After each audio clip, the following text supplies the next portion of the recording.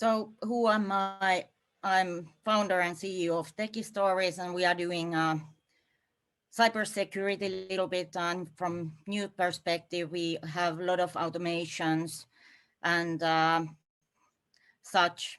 And this is actually my second startup already.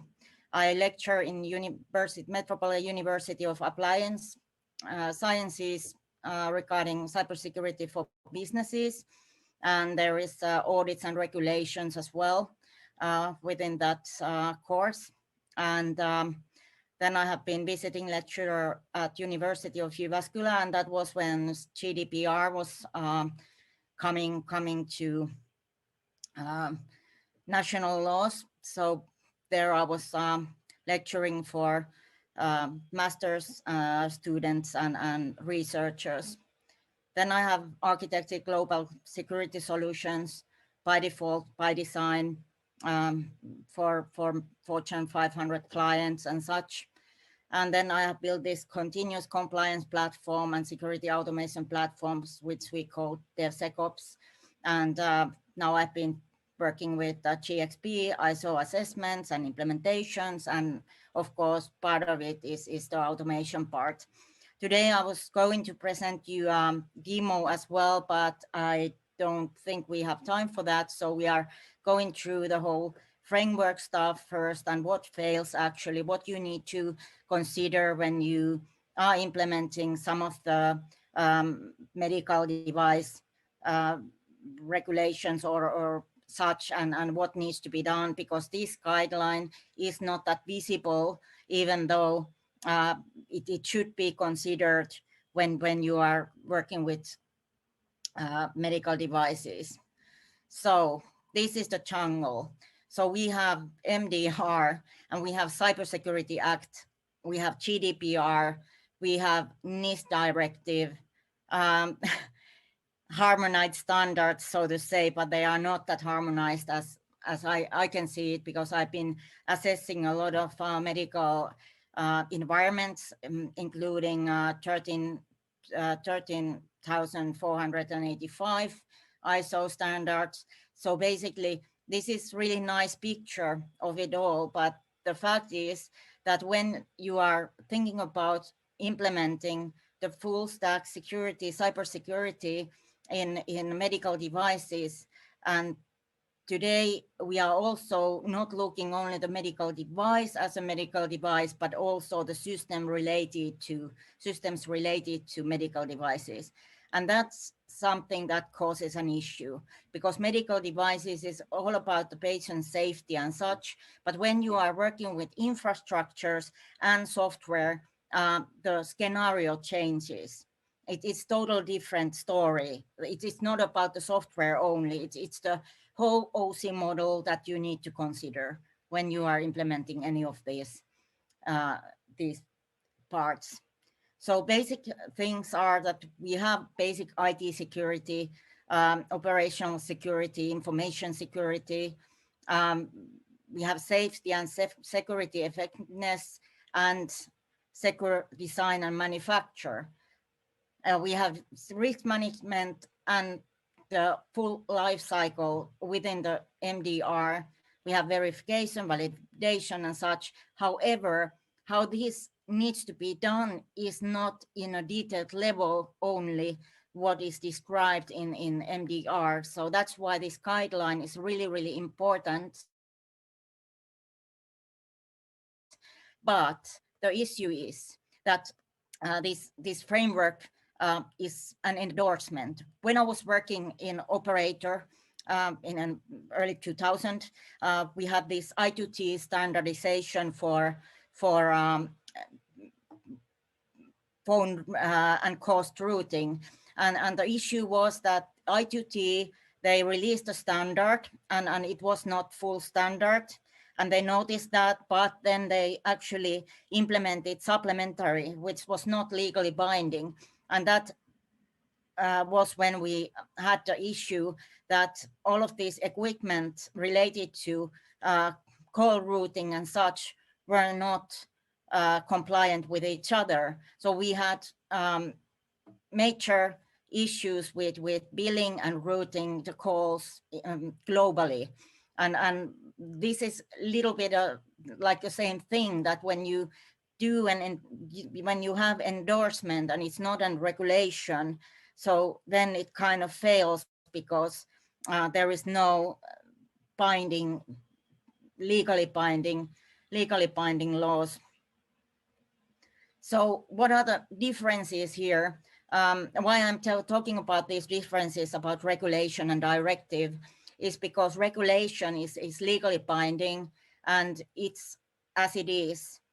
There is no changes in member states if it's not written in the regulation. So basically, when we are looking at the GDPR, it's fairly similar to all of the countries except Germany, except Denmark, and Estonia. So basically, they have asked additions into that framework. So that's also within that framework. So that is one thing. However, the directive is something that it's a goal. It's not regulative, like you need to have this in member country. It's a goal, and then each and every member country develop that framework as they want to their national laws.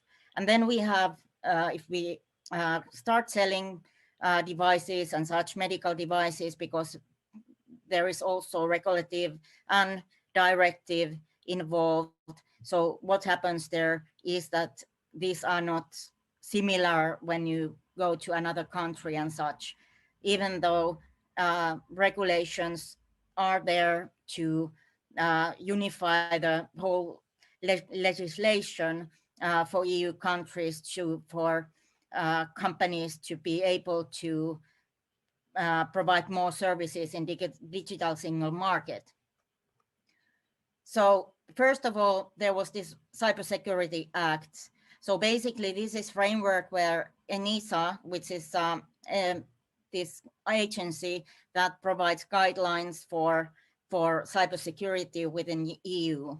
However, the guidelines that comes to medical device environment, those are regulated by another EU instance.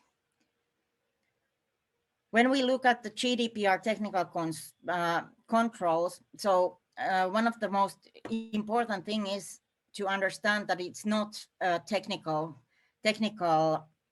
framework, so to say. There is only one article, Article 32, which is actually technical. So basically, it's talked about pseudonymization, encryption of personal data.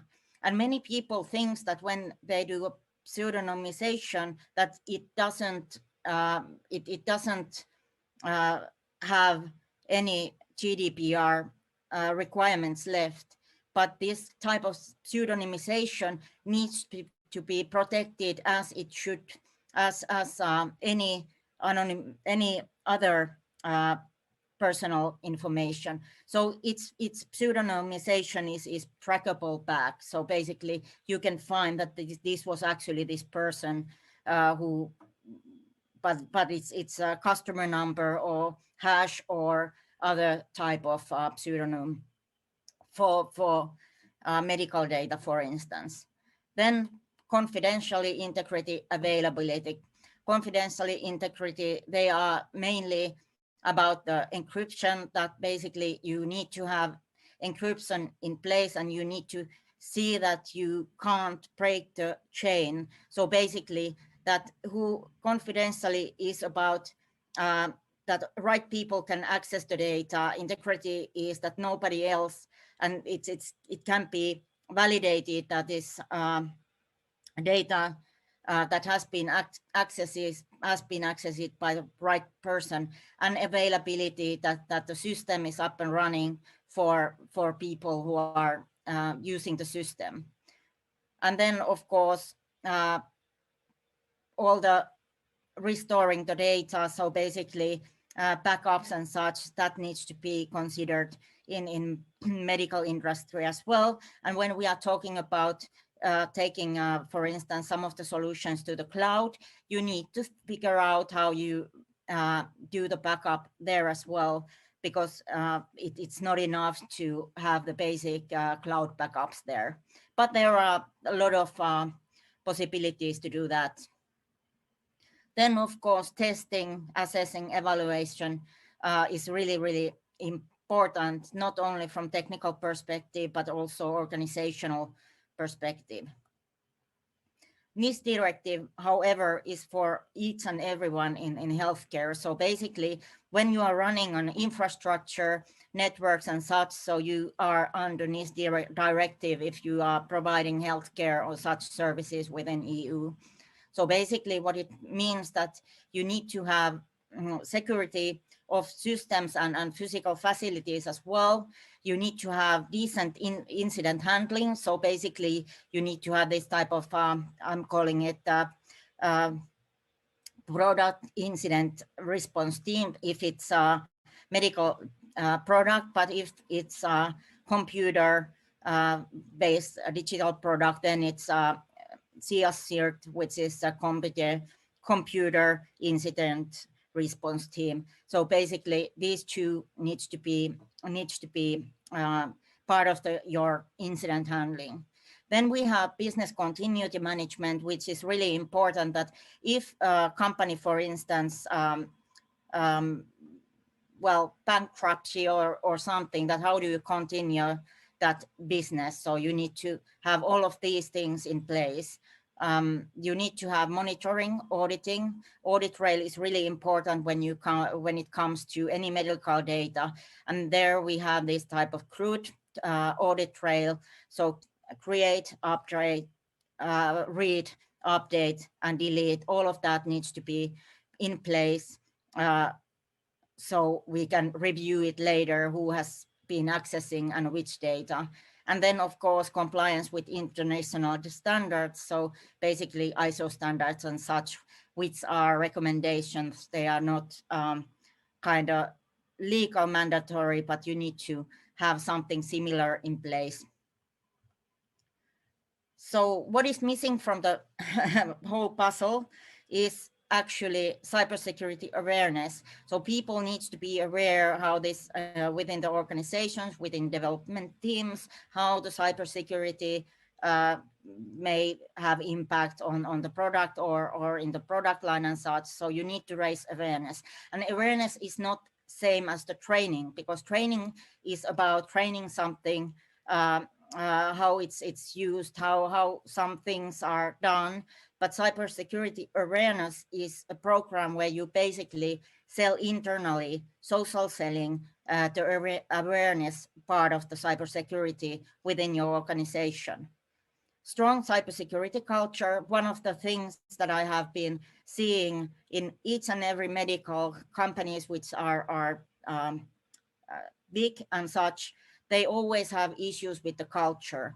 So culture is that nobody is responsible on cybersecurity, and that prevents everything from turning the organizational process and processes and the technology, so it doesn't get implemented properly. And that's one of the biggest risks I see currently in the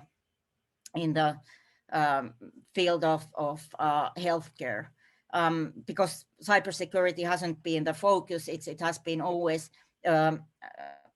patient safety. So that's something that needs to change.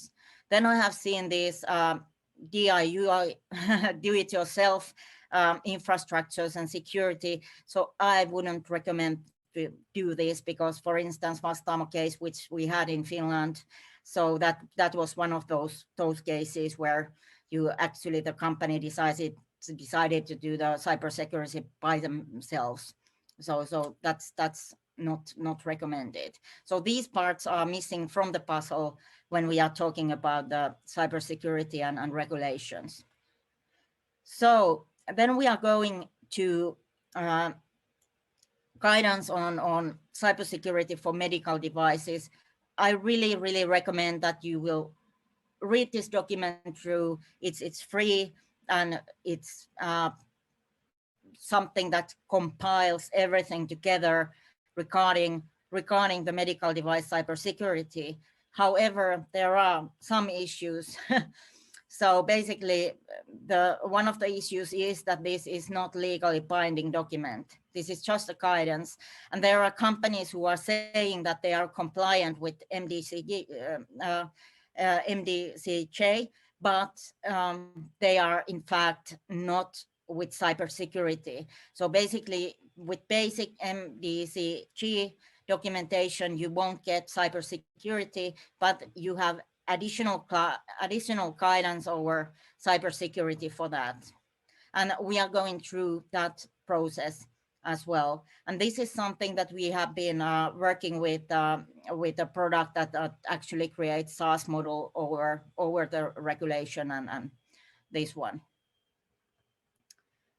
So what does this mean in concrete when you have medical device and you have the medical device system, you have the patient data there and such. So what do you need to take in consideration when you do this? So first of all, physical security is something that everybody thinks that it's okay and such, but in many times when I see infusion pumps and such connected to Wi-Fi inside the hospital or research area, the problem is that the Wi-Fi is not secured, and when the medical devices are connected through this, there is no proper encryption between the transition layer and the device. So basically, you need to think about the physical access, physical security, that where do you have the equipments? You need to have policies in place. You need to have patches, because if somebody accesses the premises where you have all these devices and you probably might have some code repositories as well within the organization in that facility. So you need to be safe with that.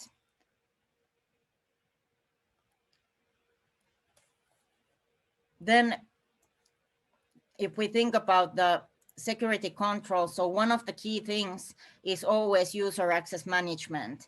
So basically, we are talking about identities here. And many times when I have audited the systems, there is no strong multi-factor authentication or other things in place. When I go and see there is only password protection, that's not enough for software. So basically what I'm recommending to do is that you use some ready-made multi-factor authentication products. Also, you can find those products as open source, but don't miss the identity access management at all, and see that you have sufficient security there and sufficient amount of points when you are authenticating the device. My recommendation for hardware builders usually is that, okay, you can think about of seeing FIDO 2, because that is open source framework and system where you can actually secure your device and the whole identity. So there is a lot of open source vendors for that as well. There is, for instance, NitroKey, which is a German-based company. They are the only one within the EU that actually manufactures the open source FIDO 2 keys in EU location. So those are not manufactured, or none of the components are manufactured in outside of EU. Then of course, antivirus, anti-malware software, that's something that we already know, but that's not enough by itself. Then we have firewall. Firewall, in my opinion, is not security. The device requirement is to let traffic in and let traffic out. So don't try to use only firewall for security. That's something that can be bypassed easily. application whitelisting and system hardening. These are really good practices, but there is an issue because of software. When you have application development in place and you need to secure the operating system, hardening the system with Center for Internet Security, for instance, like CIS framework, then you will have the issue that the software might not run within that operating system. So you need to have heavy testing before you put that into production. And then, of course, all the session management, tokenizations and such need to be in place so the software is actually running securely. Then we are talking about basic network stuff. Network security is not enough either. You can do segmentation, traffic filtering, data encryption. However, if you do that only in network layer and in transportation layer, that's not enough. You need to encrypt the data. This is old school. People think that, okay, that only network, that they are focusing everything, all the security for the network, and they fail, even though they would have VPNs and such, but they can be bypassed. So that's not enough as a measure.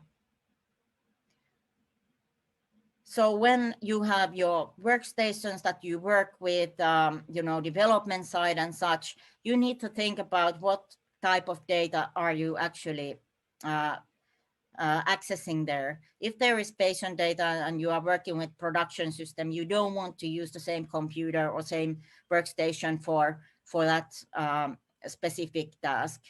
You need to have more secure workstations there and hardened operating systems as well.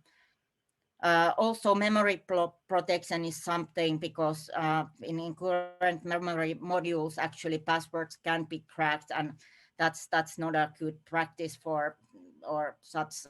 It's easily hackable, so to say. And of course, when you write the code, sometimes hackers use these type of that they are getting the access. They can get lateral movement within your repositories, and they change the actual code or add some malicious code to your software. So that's something you need to be aware with your repositories as well. Use strong passwords. That's even though it's within this guidance, I always recommend that don't use only strong passwords. Think about passphrases.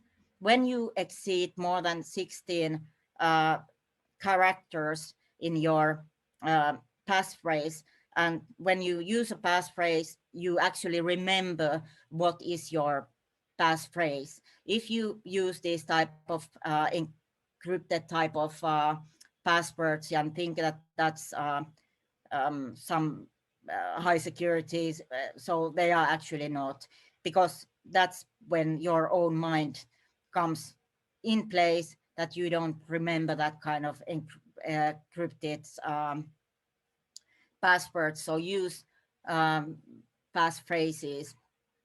And then, of course, when you work with these type of workstations and software development for production, you don't actually run any other software than is necessary. Test environment, and with those environments, you of course can, if you don't have any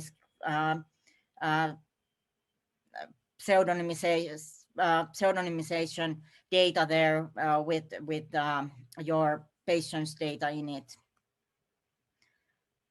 Partition mechanism, always you want to probably think whether you want to have network traffic segmentation. I rather would do such things that I would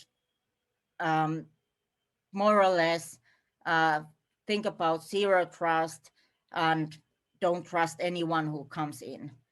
because partitioning is just that you have safe zones. You can build safe zones, but don't think that they are enough. Think about the actual zero trust. Then when we are thinking about one of the key weaknesses in software, so we are talking about patching.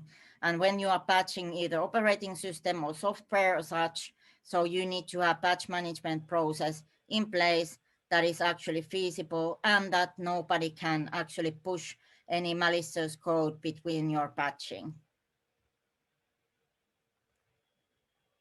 Technological issues today, static data flows, bypasses due to old data security and this type of infrastructure.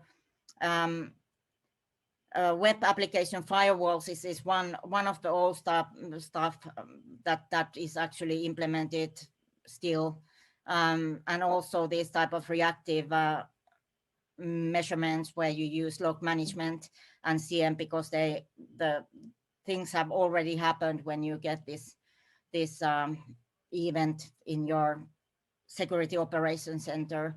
And then non-continuous processes are issue, and non-continuous audits, people, processes, and then of course rubber stamping all these compliance frameworks. So that's something that basically are technological issues. So what today's infrastructure looks like is more microservices, more serverless, zero trust model, observability and security platforms where you can get the whole data flow, and also where you can actually use artificial intelligence for user behavior analytics. And now I'm not meaning that there would be only one this type of algorithm that, for instance, Kalman filter that you use, but you use actually many algorithms within your AI. And then we have real-time data encryption that is possible with microservices, because the data flow is visible and you can actually see what type of information you want to encrypt and what not to increase the performance of your infrastructure and application. API security, no bypasses, real-time architecture. You can get Bitcoin trace, and when you have the application security, which means that you have this code snippet within your software, then you can get the full chain of security. So know your data flow and secure it. Thank you.